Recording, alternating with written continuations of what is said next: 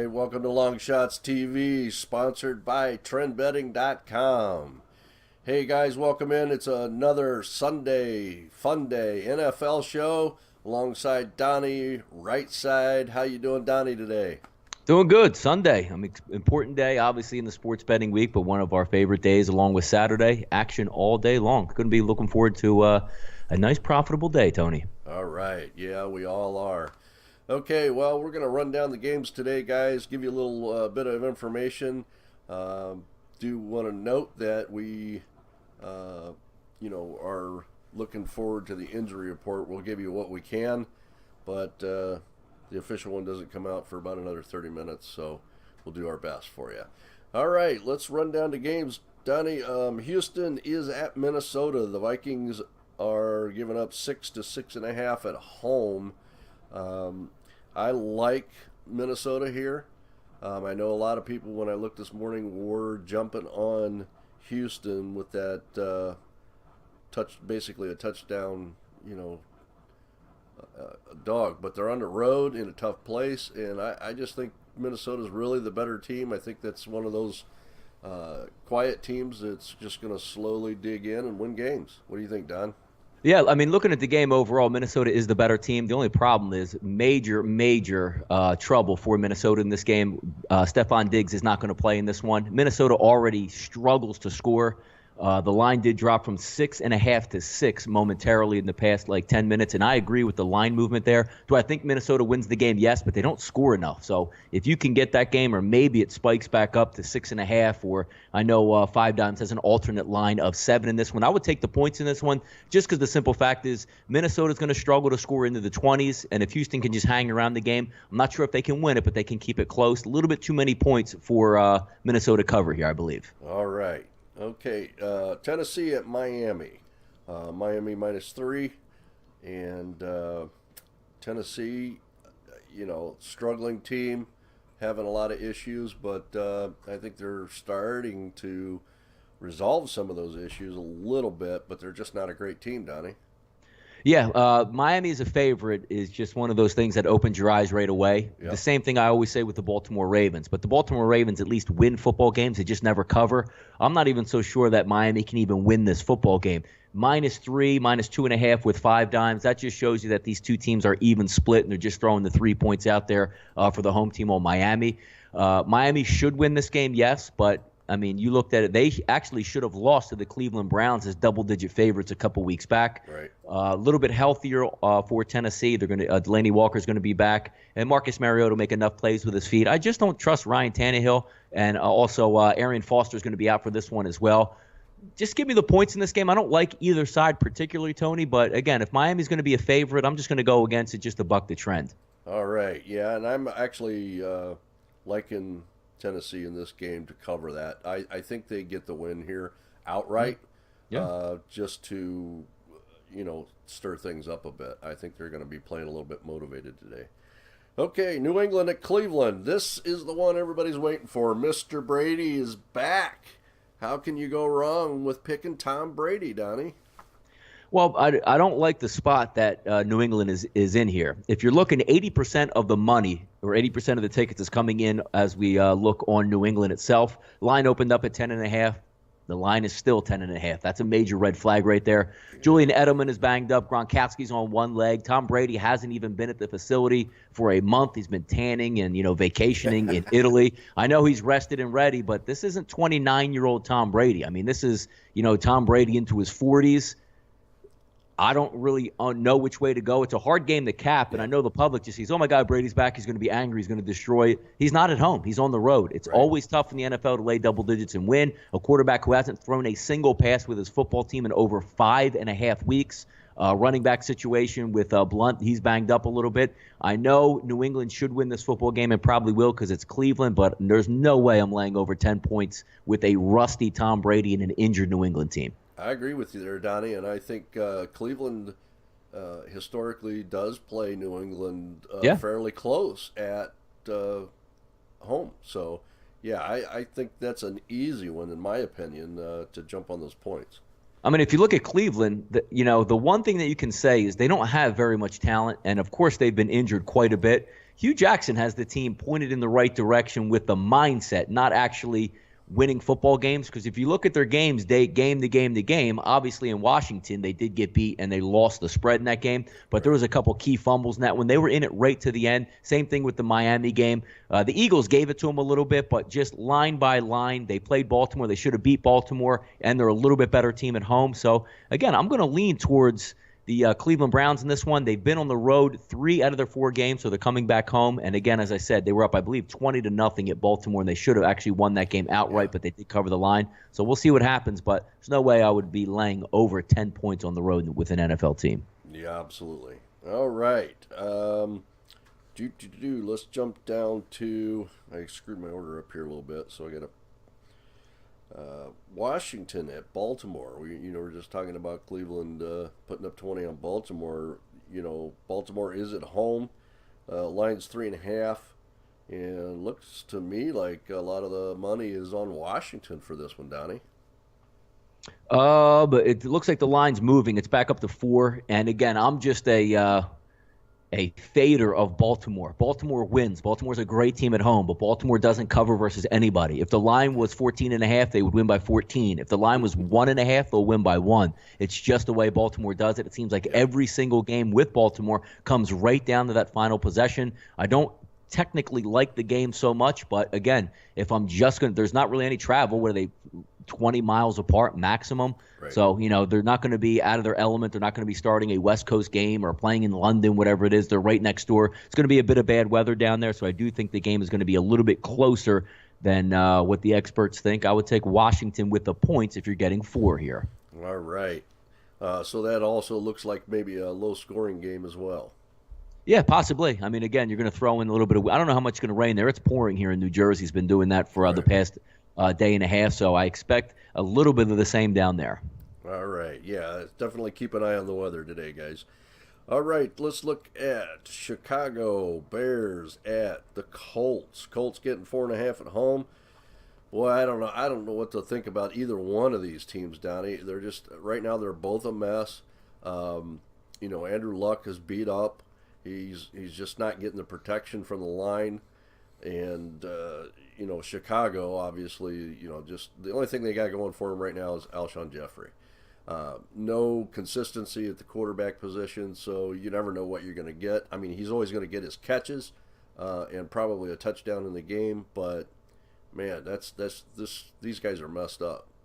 Yeah, I think Chicago, they don't have very much, but then again, if you're looking at Indianapolis, they're banged up, beat up, and they're a soft football team. So, I mean, them laying over a field goal anywhere, they technically don't deserve it. I don't see any way that Indianapolis blows out Chicago. If you're looking at the game, you're just going to pick it straight up. Of course, you would lean Indianapolis into the home team. The Chicago Bears are a little bit, obviously dinged up and not that talented. Eddie Royal looks like he's probably going to miss this game. As you know, White is already out for Chicago. That leaves just Alshon Jeffrey and the tight end. So they're going to probably play a ground and pound game, which, again, isn't a bad thing against Indianapolis because they don't stop anybody with that softer type catch defense as opposed to attacking defense. Right. So I would look, as hard as it is to back Chicago, the 4.5 number just sticks out to me. I would just take the points and see what happens here. Right. All right. I agree with you there, too. All right. Philly at Detroit. Philadelphia's been showing up and playing some good football. They've played a couple of, lesser teams, but they've been showing up and making plays consistent, and their defense is pretty solid. I can't see Detroit holding them off. They're only getting 3.5. Most of the money is on Philadelphia. I know your Eagles, Donnie, have been rolling, and you know this team better than anybody. What do you think happens over here at Ford Field? Yeah, it's an interesting one because they're still a young team, obviously with a rookie quarterback. They played extremely well heading into the bye. 3 blowout victories, including my pick for the Super Bowl in the AFC, the Pittsburgh Steelers, who you saw bounce back last Sunday night as they demolished the Kansas City Chiefs. So that was a huge win and an easy win. As we talked before, that could have been a 50-point spread if the Eagles wanted it to. That's how much of a lopsided game it was. Right. This is a tough game to cap, and usually I would be directly on the Eagles, which I might end up on the Eagles depending on what type of line this ends up. 3.5 and 3 is a kind of big deal. But you always want to be leery about a rookie going on the road. I know they went to Chicago on a Monday night and they demolished the Bears, beat them up pretty good. Yeah. But it's one of those games where you're still looking as a wait and see with the Eagles, because how do they handle coming off the bye? Now, Peterson is an Andy Reid disciple, and the Eagles were dominant off the bye week, so hopefully he took that same sort of game plan, same sort of practice time, and applied it here with the Philadelphia Eagles. But as I say, Matt Stafford's a decent quarterback. Last year, the Eagles went to Detroit and got really banged up in that one on Thanksgiving Day. Pretty much got Chip Kelly fired. The one thing I do want to caution with is that Detroit is playing with a half deck on defense, and the Eagles are absolutely 100% healthy. Zach Ertz is coming back. He's, I think, the Eagles' best offensive player outside of Jordan Matthews. Yeah, he's going to be that safety net that Carson Wentz has not had since the first few quarters in the opener. Leotis McKelvin is back on defense, the Eagles' #1 cornerback. Benny Logan left late in the week with a calf injury at practice, but he's supposed to be a go today. So that leaves a completely healthy Eagles team on both sides of the football. I just think they can overpower Detroit here. I look for the Eagles to win by 7, not saying that very confidently because, again, you don't have much to work with when you're dealing with a young football team going on the road and how they handle it. Right. Yeah, I actually think in this particular case, because Ezekiel Ansah and DeAndre Levy are both out. Best players on defense, Tony, both out, yes. That's their whole team right there. So, unfortunately, I'm a homie here with the Lions, but I think the Eagles win by 10, actually. I think that line is an easy pick. And also, if you're looking there, Tony, with injury information, Jones is going to play in this game, it looks like, but he's banged up with a foot injury. As you know, on the opposite side, tight end Eric Ebron, he's out also, a dominant playmaker in there. So they're really limited in this game, and it's a bad way to be limited against a team coming off a bye. The one ulterior motive in this game that you want to check out, Jim Schwartz is returning to Detroit. You know how much this means to him. You know he's going to want to put together a good game plan for the defense. You're right about that. All right, the last 1 o'clock game we have is the Jets at Pittsburgh. The line is 9. Here's one of those situations where you know that Pittsburgh, especially at home, with Big Ben, is more than capable of putting up some big points on this Jets team. But as I look at this thing, this seems to me like maybe one of those letdown situations for Pittsburgh, Donnie. I don't know if it's a letdown situation, but again, that's a lot of points. And I know it's a public knee-jerk reaction. They saw the Steelers annihilate the Kansas City Chiefs last Sunday night, and you saw the Jets struggle at home against the Seattle Seahawks. But make no mistake about it, Pittsburgh defense is not the Seattle Seahawks. Now, I know Ryan Fitzpatrick has been struggling. I know they're banged up, not having one of their top wide receivers in this game, but you're still going to have Brandon Marshall. Owansa looks like he's going to play as well. And again, the Jets should be able to move the football in this game. The one thing that the Jets do very well is rush the passer. The one thing that Pittsburgh is struggling with a lot of injuries is on their offensive line. So that's going to be a win for the Jets. The only thing that I question here is who's going to guard any of the wide receivers. Darrelle Revis is out. It's not even saying Darrelle Revis has even been a very good cornerback this year. He's been, quite frankly, below average. But if they can just hold off the pass rush of the Jets, you just have to feel like the Steelers are just going to pick them apart and do whatever they want. But me as the contrarian better in the NFL, give me the 10 points with the Jets. It's a lot of points in the NFL, Tony. It is. It's a lot of points. It's like I said, it's just one of those that's really tough, and you dare not go against Pittsburgh at home, I think. So hard, I know. It's really hard to do. Yep. All right, let's jump down to the 4:05 game. I don't have a lot of information on this. I don't think there's a lot of bets placed on this game. Atlanta at Denver. Okay. Denver Broncos, tough defense. Atlanta is, Fitzpatrick and the boys are pretty healthy. They're putting up some points. They're getting into a groove, I think. If I had to lean one way, Donnie, I think that maybe this is the spot that Denver gets beat. I'm not.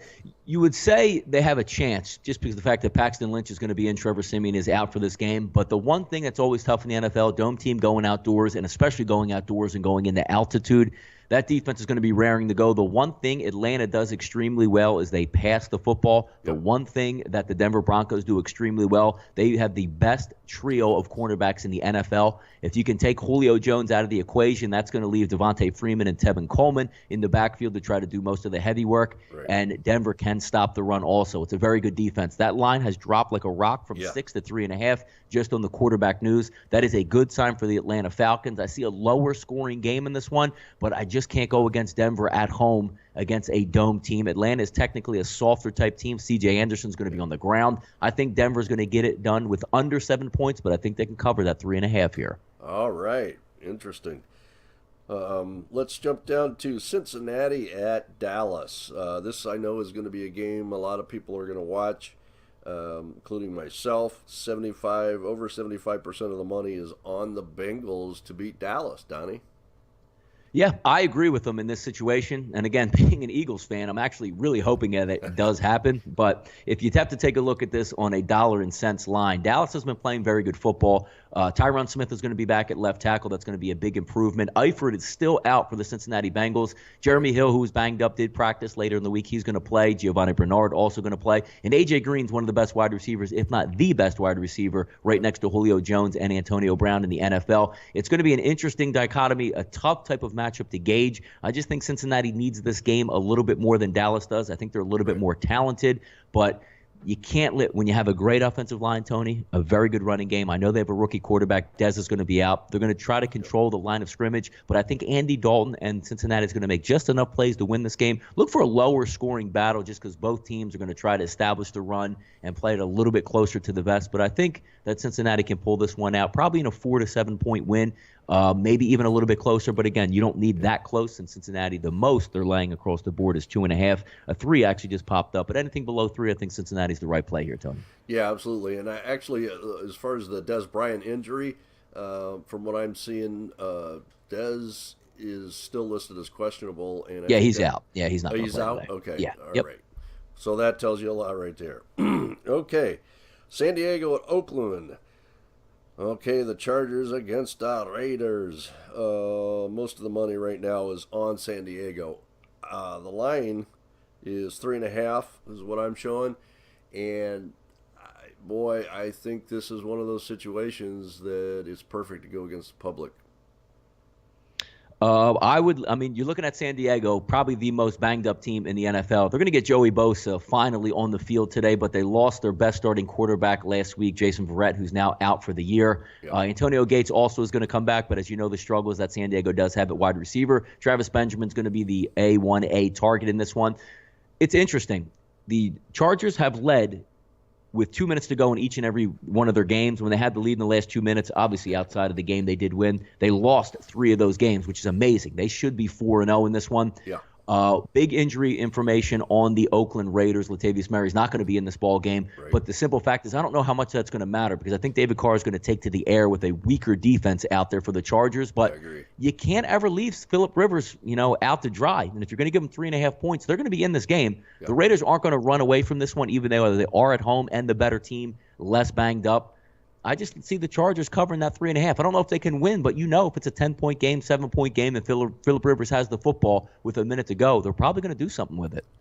Yeah, I in my opinion, see the Raiders actually covering the line in this particular situation, being at home, and this is one of their rival matchups. So look for them to, in my opinion, actually cover that a little bit.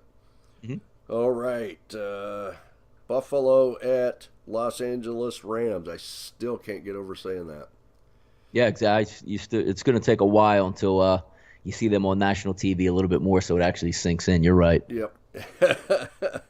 Okay, so we're looking at what's the line here? 2.5. Yeah, Buffalo's favored here. Yep. Heavy money on Buffalo. Boy, it's a tough one to call here, Donnie. You got several key players out for this game. Salas is out. Corey White's out. One of their cornerbacks on defense. So can the Rams win at home? Well, I mean, that's a red flag line right away. Buffalo's on the road and is a minus points in this one. Marcel Darius is upgraded to probable today. I don't actually think he's going to play. I believe a tweet came out earlier from Adam Schefter that said he's dealing with a hamstring injury, so they're not going to get that big D tackle back in this one. Chantrell Henderson, the starting offensive tackle, is going to be back here. LaShawn McCoy later in the week did bang up his hand in practice, but he will play. But the one thing you got to look at in this game is you say, Los Angeles is 3-1 and playing really good football and getting points at home. That's an immediate red flag. That's a stone cold Bills line right there. I don't necessarily like the game, but just the way the line looks, Vegas is right more than they're wrong. I lean towards the Buffalo Bills covering this one, and it's an odd spread to me. Yeah, it looks completely weird, and like I said, 78% of the money is on Buffalo here. So somebody's got a good line on this, and I know looking around on the internet, most of the cappers are actually on Buffalo as well. I did see one arbitrary view when I was looking around, but that was the only one, Donnie. Yeah, I mean, it's an interesting game when you take a look at it on its head, but you're going to have to wait maybe for some of the injury reports to come out, because I know Robert Quinn looks like he was dinged up as well, just to see who's going to go in this game. And how about that injury with LaShawn McCoy on his hand? Is that going to, wear and tear on the carrying the football late in the game, or be able to fumble that ball? So it'll be interesting to see how he warms up and some of the feedback that you'll get back on that one. Right on. Okay, 8:30 game, Giants at Green Bay. This is going to be a great game, I think. I think that Eli should be a little bit more on track tonight. Green Bay, Aaron Rodgers and the boys. Let's see who. Jared Cook's out and Samuel Shields out. Everything else is still looking questionable. I don't see any key injuries there that could affect Green Bay. And Green Bay, it's tough at home, so they're getting 7. Right now, 67% of the money on Green Bay. Boy, I'd have to take Green Bay at home here over Eli. I agree with that one. There's one devastating thing in professional sports, and that's a rested Green Bay team at home. Yep. They jump on teams right away at home, and especially off a bye. I look for more of the same here. The one player that I do think is going to have a really good football game is Odell Beckham. I think he's going to bounce back. You saw him last week going against maybe the top team, or one of the top 2-3 teams in the NFL on defense, and a great cornerback in Xavier Rhodes guard him and pretty much shut him down and get under his skin. But in this one, they don't really have. Sam Shields is their best cornerback. He's been out 4 to 5 weeks and probably a little bit longer with that concussion history he has. The one thing that Green Bay is getting back is Clay Matthews, so you have a pass rush. And, if you put a little bit of pressure on Eli, he's just going to throw the ball up for grabs. But I do think Odell Beckham is going to get his fair share of plays in this one. But I look for Green Bay to be up 14 points at the half, and I don't think the Giants can come back and win on the road with a rested Green Bay team here. So I look to see Green Bay winning this game by 10 or more points. The only thing that's going to be interesting in this one is if that game is 10 points late, Eli is either going to be boom or bust in this one. He's going to be throwing it deep. He's going to be moving the football down the field. And you have a great junk wide receiver core with Shepard and Odell Beckham who can cover that line. If it's 10, they can certainly make it 3. But I think Green Bay, as long as you get 7, is a comfortable play here. Yeah, MCD 173 says, I have 7.5. Do I stay... take it? No, you wait on that all day long, because if it goes to 8 or 9, Green Bay is going to run. If it moves back to 7, you'll be all right. I wouldn't take that now at all, no. All right. Thanks for the question, and hopefully we give you the right answer on that one. Donnie's a pretty sharp guy, much sharper than I am. I'm more of an analyst by the numbers guy, and Donnie, he's more of a dig in the trenches, finding out those little tweaks and bumps, and really waits on the information and gets it done. He's not an emotional type capper, so that's a very good thing. I tend to be a little emotional, especially when they're playing the Lions or my Browns. I'm only emotional when money's on the line, Tony. Well, there you go. All right, that says it all. All right, let's talk a little bit about the Monday night game. Tampa Bay going into Carolina. This, to me, Donnie, sets up as probably the best Monday night game that we've had so far this year. Jameis Winston going in against Cam. Now, is Cam still banged up and going to be out? Yeah, he's out. So, this game, I mean, you say it's going to be one of the best. I say it's going to be one of the worst. The laundry list of injuries in this one is unbelievable. I'm not sure if a single starter on the defensive line is going to play this week for the Tampa Bay Buccaneers. If you look flip side on Carolina, Derek Anderson's going to be a starting quarterback in this one, still without their lead running back, who is also out for this game, Jonathan Stewart. Thomas Davis on the questionable injury list. So it's almost a matter of who do you even know is even playing in this football game. And if you... I think that's by design, Donnie. I mean, yeah. I mean, it's just, just start flipping coins up in the air. But a division rivalry game, it's a shame that you don't even really know who's even going to be in. Both starting running backs are out for Tampa Bay. So you might even look to like a triple option on both sides of the football in this one. So I don't have any feel for this game. I know it's a 4.5-point line. Just give me the 5 in this game. If you're without your starting quarterback in the NFL, I'm just going to take the points against you if you are laying every day of the week. Right. And in my opinion, I think this is going to be a wild game, and I think some of those, when the final injury report comes out on that game, I think you're going to be surprised at some of the guys that are actually going to play in this game. I think there's a little cat and mouse going on between this one, Donnie, and I know Tampa Bay really, really wants to go in and get that win over the Carolina Panthers. Yeah. I mean, the one thing that they are going to have is, Jameis Winston and their wide receiver. Other than that, it's such an interesting thing because Tampa Bay is a bad defense as it is, and the strength of their football team is the defensive line. I mean, you already have, Devontae Bond's going to be out for this one. Jaquez Smith, who's been out for a couple weeks already. George Johnson has been out since the summer. Jared McCoy's not going to play in this game, and neither is Noah Spence. I don't know if I've ever seen in a week and a half to 2-week period where you lost every single starter you had on the defensive line. Really an interesting game. Yeah, absolutely. Look forward to it. All right. Any wrap-up comments on any of the games, Donnie? No, if I was going to give out a free play or wager on a game, I haven't put anything in yet because I always do wait till the inactive list, both at 1 o'clock and at 4 o'clock. But taking the Green Bay Packers tonight in the first half, you're probably going to get -4 in that game. Look for the Packers to be up 7 points at the half, and you'll be able to cash that ticket in. All right, there you heard it. Good call on that one, Donnie, and I'm sure hopefully our viewers will be thanking you after the game. I'm sure they will. Okay, well, guys, we did a quick rundown for the NFL games today. We hope you enjoy the games. Make sure and visit Donnie over at DonnieRightSide.com. You can message us here at LongShotsTV on Twitter and also on the chat board. We love it when people have questions. Shoot us your questions during the show. We'll try and do our best to answer them, give you some good information on it. Donnie's one of the best analysts we have. Don't forget tomorrow night, Monday night, 8 o'clock, we're going to have CJ the Razor on, and we're going to talk postseason baseball. That's going to be an exciting show. I'm looking forward to it. There's been some great games happened already. CJ's going to run those down and give us some good inside information on who he thinks might be playing head-to-head and against each other in the World Series. So that'll be a lot of fun. Donnie, it's been a pleasure as always. And yes. Make sure you guys get over to DonnieRightSide.com, see Donnie, and you can see him also on TrendBetting.com. You can see me, Tony TheRhino, on TrendBetting.com. You can message us here on the on the Twitch chat or on Facebook if you'd like at the or at the Long Shots TV page. So, been a great show, Donnie. Any parting thoughts? No, let's watch some football. Let's win some money and go Eagles. All right, that's been the show. Thanks for watching Long Shots TV, guys, and have a good one. Absolutely. Even